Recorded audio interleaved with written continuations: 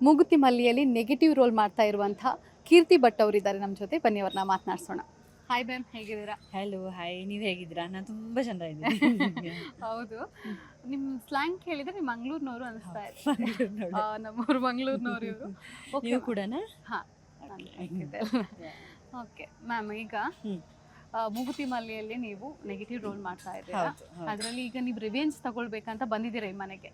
ಹೌದು, ನೀವು ತೀರಿಸ್ತೀರಾ? ಅದನ್ನ ರಿವೆಂಜ್ ತಗೊಳ್ತೀರಾ? ಹೇಗಿದೆ ನಿಮ್ಮ ಜೋಶ್ ಈಗ? ಡೆಫಿನೆಟ್ಲಿ ನಾನು ರಿವೆಂಜ್ಗೋಸ್ಕರನೇ ಇರೋದ್ರಿಂದ ಅದನ್ನ ನಾನು ಮಾಡೇ ತೀರ್ತೀನಿ. ಸೊ ಆ್ಯಂಡ್ ಫುಲ್ ಜೋಶಲ್ಲಿ ಇದ್ದೀನಿ. ಅದನ್ನ ರಿವೆಂಜ್ನ ಹೇಗೆ ತಗೊಳ್ಬೇಕು ಅನ್ನೋದ್ರಲ್ಲಿ ಪ್ಲ್ಯಾನ್ ಮಾಡಿ ಮಾಡಿ ಮಾಡಿ ಮಾಡಿ ಮಾಡಿ ಇನ್ನೂ ಶಾರ್ಪ್ ಆಗಿಬಿಟ್ಟಿದ್ದೀನಿ ನಾನು. ಹೌದು. ಈಗ ಇವರು ಮಲ್ಲಿ ಅವ್ರನ್ನ ನೀವೇ ಕರ್ಕೊಂಡು ಬಂದಿರ್ತೀರಾ ಹೌದು ಮನೆಗೆ. ಹೌದು. ಅಕಸ್ಮಾತ್ ಅವರೇ ನಿಮಗೆ ದೊಡ್ಡ ಮುಳ್ಳಾಗುವ ಚಾನ್ಸಸ್ ಏನಾದರೂ ಇದೆಯಾ ಇದರಲ್ಲಿ? ಮಿಥಿಲಾಗೆ ಸೊ ಯಾವುದನ್ನು ಹೇಗೆ ಹ್ಯಾಂಡ್ಲ್ ಮಾಡ್ಬೇಕು ಅನ್ನೋದು ನನಗೆ ಗೊತ್ತು. ಸೊ ನಾನೇ ಕರ್ಕೊಂಡು ಬಂದಿರ್ತೀನಿ, ಅವಳನ್ನು ಹೇಗೆ ಹ್ಯಾಂಡ್ಲ್ ಮಾಡ್ತೀನಿ ಅಂತ ಮಿಥಿಲಾಗ್ ಆಬ್ವಿಯಸ್ಲಿ ಗೊತ್ತಿರುತ್ತೆ. ಹೌದು. ಸೊ ಅದಕ್ಕೂ ಬೇರೆ ಉಪಾಯಗಳಿದ್ದೇ ಇರುತ್ತೆ. ಹಾಂ ಹಾಂ ಹಾಂ. ಮತ್ತೆ ಈಗ ರಮ್ಯ ಅವ್ರನ್ನ ನೀವು ಅಸ್ತ್ರ ಆಗಿ ಬಳಸ್ಕೊಳ್ತಾ ಇದ್ದೀರಾ. ಅವರು ನೀವು ಹೇಳ್ದಂಗೆಲ್ಲ ನಿಮ್ಮನ್ನು ತುಂಬಾ ಇನೋಸೆಂಟ್ ಅಂತ ಅವ್ರು ಅನ್ಕೊಂಡಿದ್ದಾರೆ.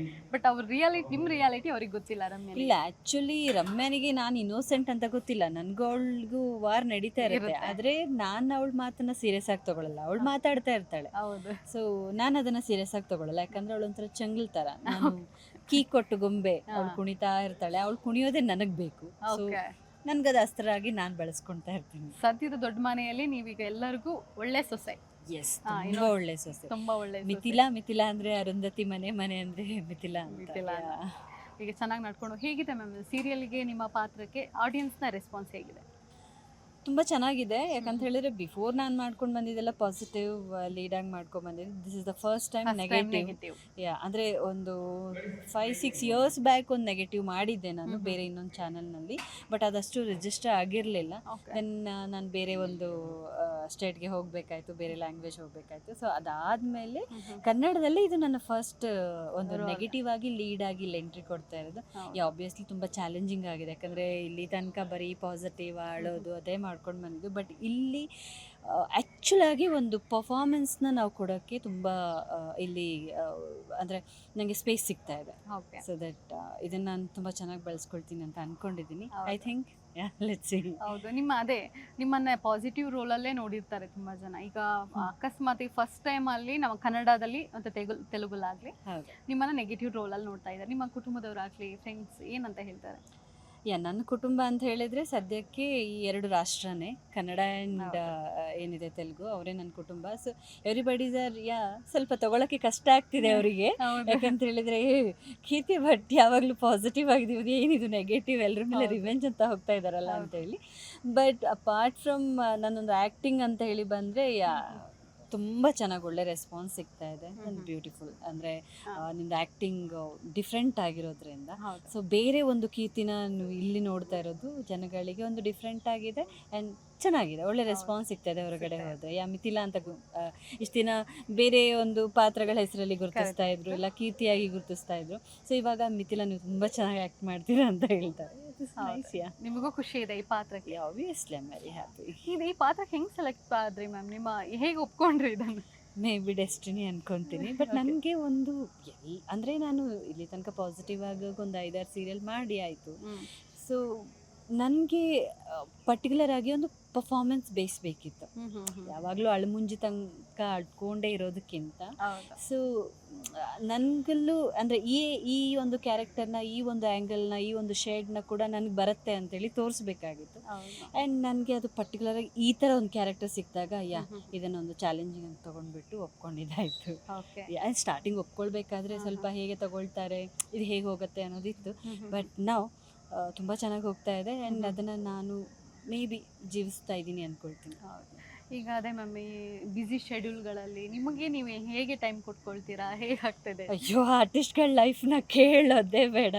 ಯಾಕಂತ ಹೇಳಿದ್ರೆ ಯಾವ ಟೈಮಿಗೆ ಬರ್ತೀವಿ, ಯಾವ ಟೈಮಿಗೆ ಹೋಗೋದು. ಮಾರ್ನಿಂಗ್ ಎಲ್ಲ ಕಂಪ್ಲೀಟ್ ಮಾಡ್ಕೊಂಡು 4:15 4:30ಗೆ ಎದ್ದು 5 to 6 ಜಿಮ್ ಹೋಗಿ ನಾನು ಮನೇಲೇ ಮೇಕಪ್ ಮಾಡ್ಕೊಂಡು ಬರೋದು. ಇಲ್ಲೆಲ್ಲ ಸರಿ ಹೋಗಲ್ಲ ಅಂತೇಳಿ ಮೇಕಪ್ ಮಾಡಿಕೊಂಡು 7-10ಗೆ ವೆಹಿಕಲ್ ಹತ್ತಿ ಅಂದರೆ ಲೊಕೇಶನ್ ದೂರ ಇರುತ್ತೆ, 1 hour ಜರ್ನಿ. ಅದು ಮಾಡ್ಕೊಂಡು ಬಂದು ಕರೆಕ್ಟ್ 9 o'clock ರೆಡಿ ಆಗಿ ದೆನ್ ಅಗೇನ್ ಯಾವ ಟೈಮಿಗೆ ಹೋಗ್ತೀವಿ ಅಂತ ಗೊತ್ತಾಗಲ್ಲ. ನನ್ನ ಪರ್ಸ್ನಲ್ ಟೈಮ್ ಅಂತ ಹೇಳಿದ್ರೆ ಯಾವ್ದಾದ್ರು ಹಾಲಿಡೇ ಸಿಕ್ಕಿದಾಗ ಮಲ್ಕೊಂಡೇ ಇರೋದು, ಟಚ್ ಮಾಡೋದು, ಬಟ್ಟೆ ಬರೆಗಳು ಮತ್ತೆ ಅದನ್ನೆಲ್ಲ ರೆಡಿ ಮಾಡ್ಕೊಳ್ಳೋದು. ಸೊ ಆರ್ಟಿಸ್ಟ್ಗಳ ಲೈಫ್ ನೋಡೋರಿಗೆ ತುಂಬ ಚಂದ ಕಾಣಿಸುತ್ತೆ. ಟಿವಿನಲ್ಲಿ ಬರ್ತಾ ಇರ್ತೀವಿ, ಓ ಇವ್ರು ತುಂಬ ಚಂದ ಒಳ್ಳೆ ಡ್ರೆಸ್ ಹಾಕೊಂಡು ಇವು ಆರ್ನಮೆಂಟ್ಸ್ ಹಾಕೊಂಡು ತುಂಬ ಮಿಂಚ್ತಾ ಇದ್ದಾರೆ ಅಂದ್ಕೊಳ್ತಾರೆ. ಬಟ್ ಆರ್ಟಿಸ್ಟ್ಗಳಿಗೆ ಗೊತ್ತು ಆರ್ಟಿಸ್ಟ್ಗಳ ಪ್ರಾಬ್ಲಮ್. ಹೌದು obviously ಈಗ ನೀವು ಹೇಳಿದ್ರು ಅಂದ್ರೆ ಇದು ತುಂಬಾ ಜನ ಗೊತ್ತಾಗಿರುತ್ತೆ ಈಗ. ಓ ಹೀಗಿರುತ್ತಾ ನೋಡಿ, ಇಷ್ಟು ಶೆಕೆನಲ್ಲಿ ಈ ತರ ಡ್ರೆಸ್ ಹಾಕೊಂಡು ಉಸಿರು ಮೇಲೆ ಕೆಳಗೆ ನಮ್ಮ ಟೆಕ್ನಿಷಿಯನ್ಸ್ ಪಾಪ ಕಷ್ಟಪಡ್ತಾ ಇರ್ತಾರೆ. ಅವ್ರ ಜೊತೆಗೆ ನಾವು ಕಷ್ಟಪಟ್ಕೊಂಡು, ಬಟ್ ಅವರೆಲ್ಲ ಬರ್ಮೋಡ ಹಾಕೊಂಡು ತಿರುಗ್ತಾ ಇರ್ತಾರೆ, ನಾವು ಹಂಗಲ್ಲ. ಸೊ ಈ ಥರದ್ದೆಲ್ಲ ಸುಮಾರು ಪ್ರಾಬ್ಲಮ್.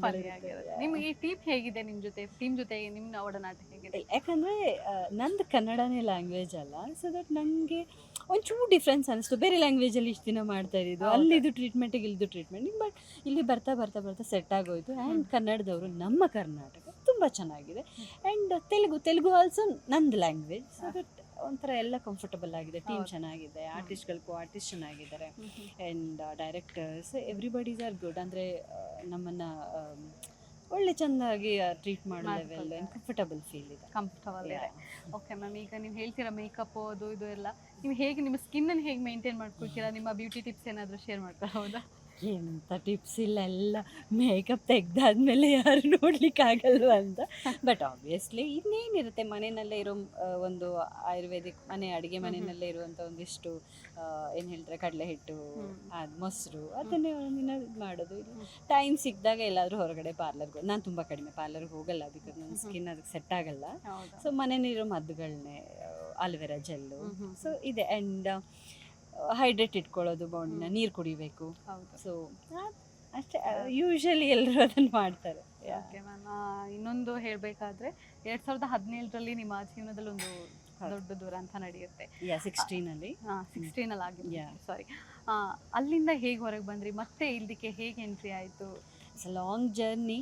ಸೊ ಆಗಬಾರ್ದು, ಸೊ ನನ್ನ ಲೈಫಲ್ಲಿ ಆಗಿದೆ. ಸೊ ಡೆಸ್ಟಿನಿ, ಅದನ್ನ ಏನೂ ಮಾಡೋಕ್ಕಾಗಲ್ಲ. It is too much hard ಅಂತ ಹೇಳ್ಬೋದು. ಆ ಗ್ಯಾಪು, ಆ ಒಂದು ಟೈಮ್ನ ತುಂಬ ತಂದೆ ತಾಯಿ, ಅದು ನಾಟ್ ಈಸಿ ಥಿಂಗ್. ಒಬ್ಬರನ್ನ ಕಳ್ಕೊಂಡ್ರೆ ಫ್ಯಾಮಿಲಿಯಲ್ಲಿ ತಡ್ಕೊಳಕ್ಕಾಗಲ್ಲ. ಸೊ ಅಂಥದ್ರಲ್ಲಿ ಎಲ್ಲರನ್ನೂ ಕಳ್ಕೊಂಡು ಅದನ್ನು ಕಮ್ಔಟ್ ಮಾಡಿ ಬರೋದನ್ನು ತುಂಬ ಕಷ್ಟ ಇತ್ತು. ಅದು not easy thing, really not. But ಅದು ಚಾಲೆಂಜಿಂಗ್ ಅನ್ನಿಸ್ತು. ಯಾಕಂದರೆ ಇಂಡಸ್ಟ್ರಿಗೆ, ಅದು ಈ ಪರ್ಟಿಕ್ಯುಲರ್ ಒಂದು ಈ ಇಂಡಸ್ಟ್ರಿಗೆ ಬರೋದಂದರೆ ತುಂಬ ಕಷ್ಟ ಹೆಣ್ಣು ಮಕ್ಕಳಿಗೆ. ಗಂಡು ಮಕ್ಕಳು ಹೆಂಗೋ ಸರ್ವೈವಲ್ ಆಗಿಬಿಡ್ತಾರೆ, ಅಂದರೆ ಅವರಿಗೂ ಕಷ್ಟನೇ ಇಲ್ಲ ಅಂತ ಹೇಳಿಲ್ಲ. ಆ್ಯಕ್ಟಿಂಗ್ ವೈಸ್ ಅವರಿಗೆ ಬೇರೆ ರೀತಿ ಇರಲ್ಲ. ಬಟ್ ಹೆಣ್ಮಕ್ಳು ಯಾವ್ಯಾವ ಪರಿಸ್ಥಿತಿಲಿ ಅವರು ಬೀಳ್ತಾರೆ, ಕೆಲವೊಂದು ಸರ್ತಿ ಕೆಲವೊಂದಕ್ಕೆ ಹೋಗಬೇಕಾಗತ್ತೆ, ಕೆಲವೊಂದು ಬೇಡ ಅಂದ್ರೂ ನಮಗೆ ಅದು ಪ್ರಾಬ್ಲಮ್ಸ್ಗಳು ಬರ್ತಿರತ್ತೆ. ಒಂದು ಮಾಡಬೇಕಂದ್ರೆ ಒಂದು ಬಿಡಬೇಕಾದ್ರೆ ಸುಮಾರೆಲ್ಲ ಪ್ರಾಬ್ಲಮ್ಸ್ ಇರುತ್ತೆ. ಸೊ ನಾನು ಒಂದು ಚಾಲೆಂಜಿಂಗ್ ಆಗಿ ತೊಗೊಂಡೆ. ಬಟ್ ದೇವರೆಲ್ಲೂ ಕೈ ಬಿಟ್ಟಿಲ್ಲ, ನಮ್ಮ ಅಪ್ಪ ಅಮ್ಮ ಕೈ ಬಿಟ್ಟಿಲ್ಲ. ಅದ್ರ ಹಿಂದೆನೆ ನೀವು ತಗೊಂಡಂತ ದತ್ತು ಮಗುನು ಕೂಡ ನಿಮ್ಮನ್ನ ಮಧ್ಯದಲ್ಲೇ ಬಿಟ್ಬೋದಾ ಅಂತ ತುಂಬಾ, ಅದು ಕೂಡ ತುಂಬಾ ನಿಜವಾಗ್ಲೂ ನಾವು ಮುಂದೆ ಹೋಗ್ಬೇಕಂದ್ರೆ ಈ ಥರದ ನಡೆದ್ರೆ ಏನು ಬೇಡ ಅನ್ನೋ ಫೀಲ್. ಅದರಿಂದ ಹೇಗೆ ಹೊರಗೆ ಬಂದ್ರಿ? ದತ್ತು ಮಗು ಇದು ಆ ಟೈಮಲ್ಲಿ ಎಲ್ಲದು ಹಾರ್ಡ್ ಅನ್ನಿಸ್ತು. ದೆನ್ ಪೇರೆಂಟ್ಸೇ ಇಲ್ಲ ಅಂದಾಗ, ಮನುಷ್ಯನ ಲೈಫಿಗೆ ಯಾವುದೂ ಗ್ಯಾರಂಟಿ ಯಾವುದನ್ನು ಯಾರಿಗೂ ಕೊಡೋಕ್ಕಾಗಲ್ಲ. ಬೆಳಗ್ಗೆ ಎದ್ದು ಹೇಳ್ತೀವ ಇಲ್ಲ ಅಂತೇಳಿ. ಸೊ ಪೇರೆಂಟ್ಸೇ ಇಲ್ಲ ಅಂದಮೇಲೆ ಇದು ನನಗೆ ಇಷ್ಟೇ ದಿನ ಇದ್ದಿದ್ದು ಆ ಒಂದು ಪ್ರೀತಿ, ಆ ಒಂದು ಜೀವನ ನನ್ನ ಜೊತೆಗೆ ಇಟ್ಕೊಳ್ಳೋಕ್ಕೆ. ಸೊ ಆ ಮಗು ಎಷ್ಟು ಟೈಮ್ ನಿಮ್ಮ ಜೊತೆ ಇತ್ತು? 3 years ನಿಮ್ಮ ಜೊತೆ. ಓಕೆ, ಏನಾಗಿತ್ತು ಪ್ರಾಬ್ಲಮ್ ಮಗುಗೆ? ಅದು ಇಲ್ಲಿ ಹೋಲ್, ಒಂದು ಚಿಕ್ಕದಾಗಿ ಹೋಲ್ ಇತ್ತು. ಬಟ್ ಅದ್ರ ಬಗ್ಗೆ ಜಾಸ್ತಿ ನಾನು ಶೂಟಿಂಗಲ್ಲಿದ್ದೆ. ಸೊ ಗೊತ್ತಾಗಲಿಲ್ಲ ನಮಗೆ ಫಸ್ಟ್ ಅದು ಏನು ಅಂತೆಲ್ಲ. ಅದು ಬಟ್ ಆಲ್ರೆಡಿ ಆಪ್ರೇಷನ್ ಅದು ಇದು ಎಲ್ಲ ಆಗಿತ್ತು. ಬಟ್ ಅದು ಮೇ ಬಿ ಆಯಸ್ ಅಷ್ಟೇ, ಏನು ಮಾಡೋಕ್ಕಾಗಲ್ಲ. ಡೆಸ್ಟಿನಿ ನಾವು ತಡೆಯೋಕ್ಕಾಗಲ್ಲ ಅದನ್ನು. ಹೌದು, ಅದರಿಂದ ಈಗ ನಿಜವಾಗ್ಲೂ ನಮಗೆ ಗ್ರೇಟ್ ಅನ್ಸುತ್ತೆ ಅದೆಲ್ಲದರಿಂದ ಹೊರಗೆ ಬಂದು ಒಂದು ಜೀವನ ಕಟ್ಕೊಳ್ಳೋದು. ನಿಮ್ಮ ಆ ಟೈಮಲ್ಲೆಲ್ಲ ನಿಮ್ಮ ಸಪೋರ್ಟಿಗೆ ನಿಂತವ್ರು ಯಾರು? ನಿಮ್ಮ ಜೊತೆ ನಿಂತವರು ಯಾರೂ ಇಲ್ಲ, ನಾನೇ. ರೀಸೆಂಟ್ ಡೇಸಲ್ಲಿ ನಂದು ಎಂಗೇಜ್ಮೆಂಟ್ ಕೂಡ ಬ್ರೇಕ್ ಆಯಿತು.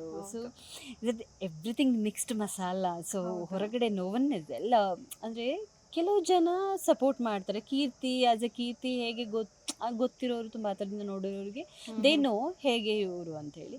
ಬಟ್ ಕೆಲವು ಜನಗಳು ಹೆಣ್ಮಗಳಲ್ವಾ, ಸೊ ಹೆಂಗೆ ಬೇಕು ಹಾಗೆ ಮಾತಾಡಿದ್ರು, ಯಾವುದು ಸತ್ಯ ಗೊತ್ತಿಲ್ಲ ಅವರಿಗೆ. ಓಕೆ. ಸೊ ಅವರಿಗೆ ಮನಸ್ಸಿಗೆ ಬಂದಂಗೆ ಊಹೆ ಹೋಯಿತು.